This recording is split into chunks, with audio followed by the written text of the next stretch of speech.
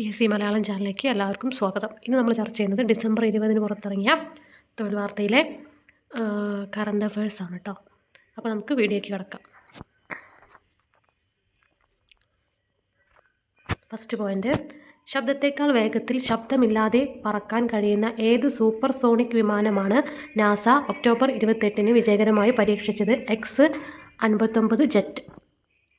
ശബ്ദത്തേക്കാൾ വേഗത്തിൽ ശബ്ദമില്ലാതെ പറക്കാൻ കഴിയുന്ന ഏത് സൂപ്പർ സോണിക് വിമാനമാണ് നാസ ഒക്ടോബർ 28 വിജയകരമായി പരീക്ഷിച്ചത്? X-59 jet. US-ലെ കാലിഫോർണിയ മരുഭൂമിക്ക് കുറുകെയായിരുന്നു വിമാനത്തിൻ്റെ പരീക്ഷണ പറക്കൽ. US-ലെ കാലിഫോർണിയ മരുഭൂമിക്ക് കുറുകെയായിരുന്നു വിമാനത്തിൻ്റെ പരീക്ഷണ പറക്കൽ. കാറ്റ് സൂപ്പർസോണിക് സാങ്കേതിക വിദ്യയുള്ള ഒറ്റ എൻജിൻ വിമാനത്തിന് ശബ്ദത്തേക്കാൾ 1.4 ഇരട്ടി വേഗത്തിൽ, അതായത് മണിക്കൂറിൽ 1490 കിലോമീറ്റർ വേഗം, പരമാവധി 12,000 അടി ഉയരത്തിലും പറക്കാനാകും. വിമാനത്തിന് 100 അടി നീളവും 29.5 അടി വീതിയുമുണ്ട്. എന്താ പറയുന്നത്? ക്വാറ്റ് സൂപ്പർസോണിക് സാങ്കേതിക വിദ്യയിലുള്ള ഒറ്റ എൻജിൻ വിമാനത്തിന് ശബ്ദത്തേക്കാൾ 1.4 ഇരട്ടി വേഗത്തിലും, അതായത് മണിക്കൂറിൽ 1490 കിലോമീറ്റർ വേഗം, പരമാവധി 12,000 അടി ഉയരത്തിലും പറക്കാനാകും. വിമാനത്തിന് 100 അടി നീളവും 29.5 അടി വീതിയുമുണ്ട്. സാഹിത്യ നോബൽ നേടിയ ആദ്യ ആഫ്രിക്കൻ എഴുത്തുകാരനായ വോൾ സോയിക്ക അടുത്തിടെ വാർത്തകളിൽ എത്തിയത് എങ്ങനെയാണ്? US ഭരണകൂടം വിസ റദ്ദാക്കിയതിലൂടെ. സാഹിത്യ നോബൽ നേടിയ ആദ്യ ആഫ്രിക്കൻ, നൈജീരിയക്കാരനാണ്, 1996 ചെയ്തത്. എഴുത്തുകാരനായ വോൾ സോയിക്ക അടുത്തിടെ വാർത്തകളിൽ എത്തിയത് എങ്ങനെയാണ്? US ഭരണകൂടം വിസ റദ്ദാക്കിയതിലൂടെ.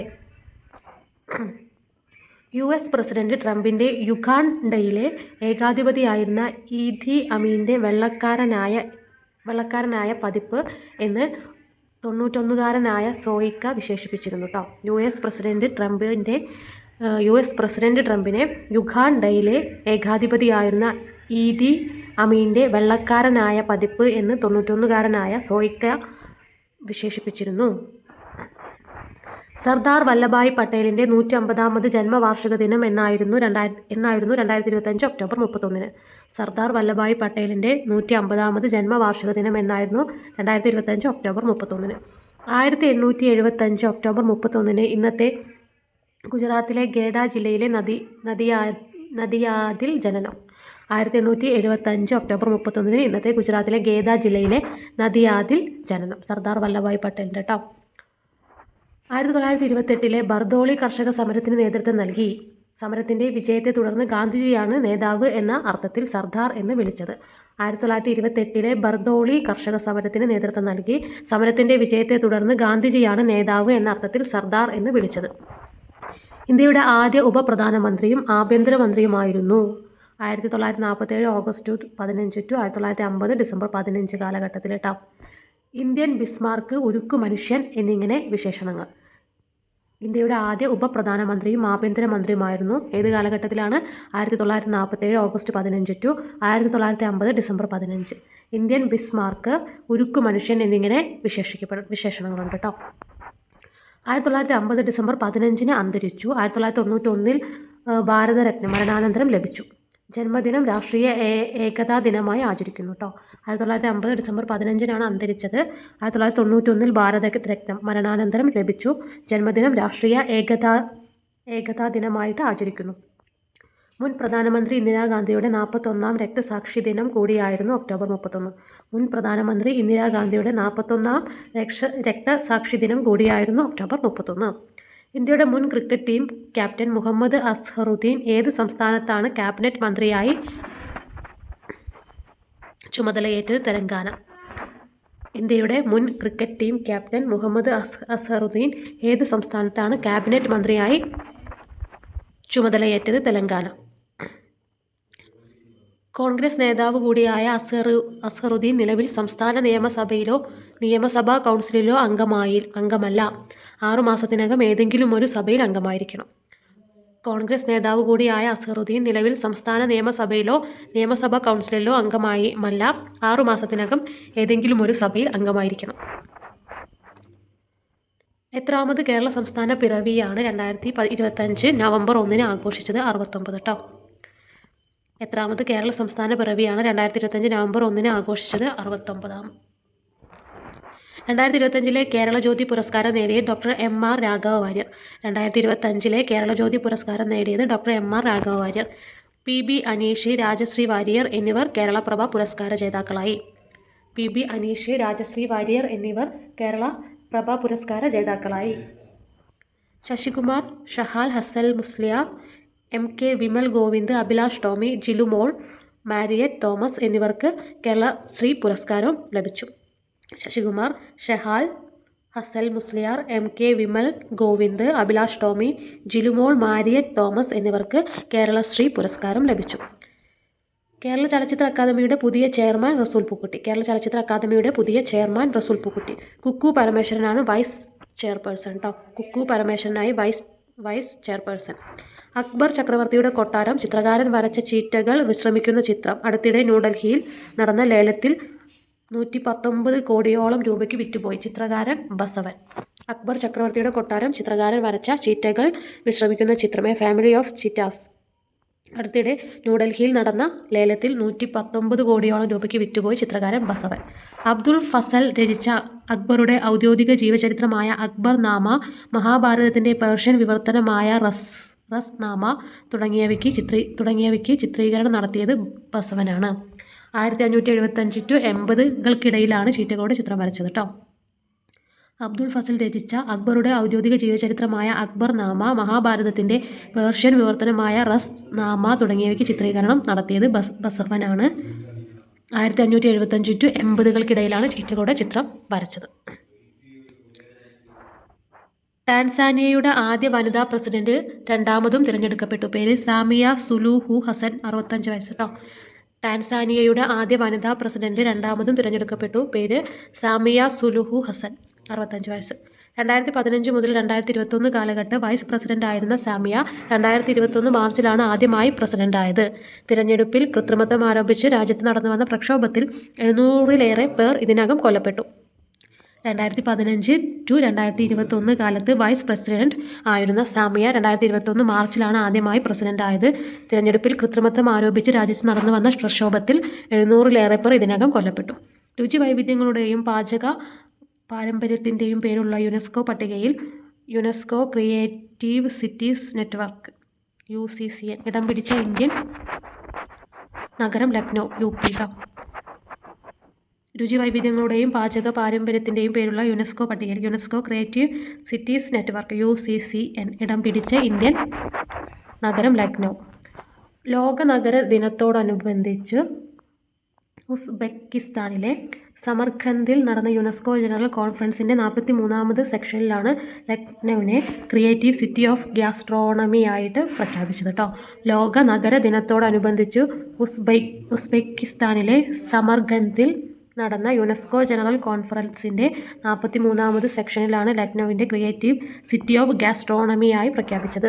2019 ഹൈദരാബാദ് ഈ സൂചികയിൽ വന്ന ശേഷം ഇതിൽ ഉൾപ്പെടുന്ന ഇന്ത്യൻ നഗരമാണ് ലക്നൗ. 2019 ഹൈദരാബാദ് ഈ സൂചികയിൽ വന്ന ശേഷം ഇതിൽ ഉൾപ്പെടുന്ന ഇന്ത്യൻ നഗരമാണ് ലക്നൗ. ഇന്ത്യ അടുത്തിടെ ഏത് രാജ്യത്തെ വ്യോമസേനാ കേന്ദ്രത്തിലെ പ്രവർത്തനങ്ങളാണ് അവസാനിപ്പിച്ചത്? താജിക്കിസ്ഥാൻ.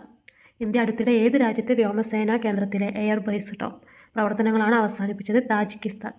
ഐനി. 2025 ഒക്ടോബർ 31 അന്തരിച്ച മാനുവൽ ഫെഡറിക് കേരള കായിക ചരിത്രത്തിൽ ഇടം പിടിച്ചത് എങ്ങനെ? ഒളിമ്പിക്സ് മെഡൽ നേടിയ ആദ്യ മലയാളി.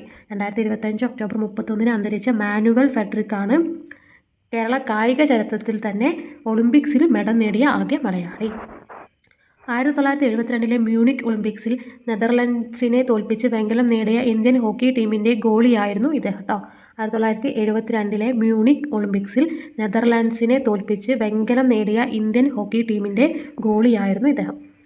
ഗോൾ മുഖത്തെ കടുവ എന്നറിയപ്പെട്ടിരുന്ന ഫെഡറിക് 1971 മുതൽ 7 വർഷം ഹിന്ദി ഹോക്കി ടീമിൻ്റെ ഗോളിയായി പ്രവർത്തിച്ചു. കണ്ണൂർ ബർണശ്ശേരി സ്വദേശിയാണ് കേട്ടോ.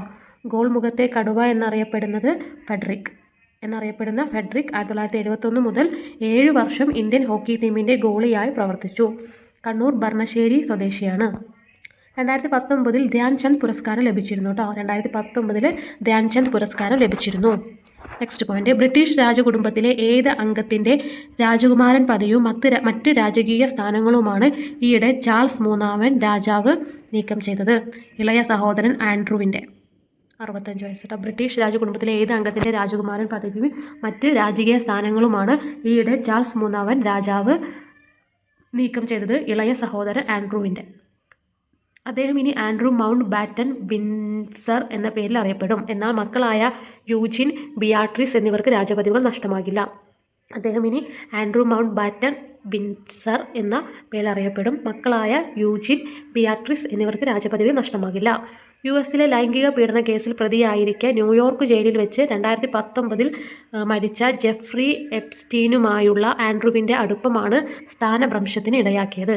എപ്സ്റ്റീൻ ലൈംഗിക അടിമയാക്കിയ വെർജീനിയ ജിഫ്രയെ എന്ന വനിതയുടെ മരണാനന്തര ഓർമ്മക്കുറിപ്പായ നോബഡീസ് ഗേൾ ഇരുവരും തമ്മിലുള്ള അടുപ്പത്തെപ്പറ്റി വെളിപ്പെടുത്തലുകൾ നടത്തിയിരുന്നു.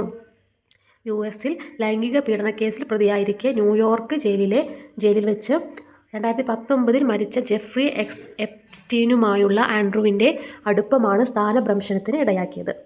എപ്സ്റ്റീൻ ലൈംഗിക അടിമയാക്കിയ വെർജീനിയ ജിഫ്രെ എന്ന വനിതയുടെ മരണാനന്തര ഓർമ്മക്കുറിപ്പായ നോബഡീസ് ഗേൾസ് ഇരുവരും തമ്മിലുള്ള അടുപ്പത്തെപ്പറ്റി വെളിപ്പെടുത്തൽ നടത്തിയിരുന്നു. 2025 ഏപ്രിലിൽ ഓസ്ട്രേലിയയിൽ വെച്ച് ജിഫ്രെ ജീവനൊടുക്കി. 2025 ഏപ്രിലിൽ ഓസ്ട്രേലിയയിൽ വെച്ച് ജിഫ്രെ ജീവനൊടുക്കി. സംസ്ഥാന സർക്കാരിൻ്റെ പരമോന്നത സാഹിത്യ ബഹുമതിയായ എഴുത്തച്ഛൻ പുരസ്കാരം 2025 ലഭിച്ചതാർക്ക്? KG ശങ്കരപ്പിള്ള.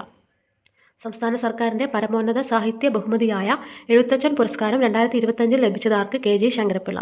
5 ലക്ഷം രൂപയും ശില്പവും പ്രശസ്തി പത്രവും അടങ്ങുന്നതാണ് പുരസ്കാരം. ബംഗാൾ, കൊച്ചിയിലെ വൃക്ഷങ്ങൾ, മരിച്ചവരുടെ വീട് തുടങ്ങിയവ കാവ്യസമാഹാരങ്ങൾ. NS മാധവനായിരുന്നു 2024 ജേതാവ് കേട്ടോ.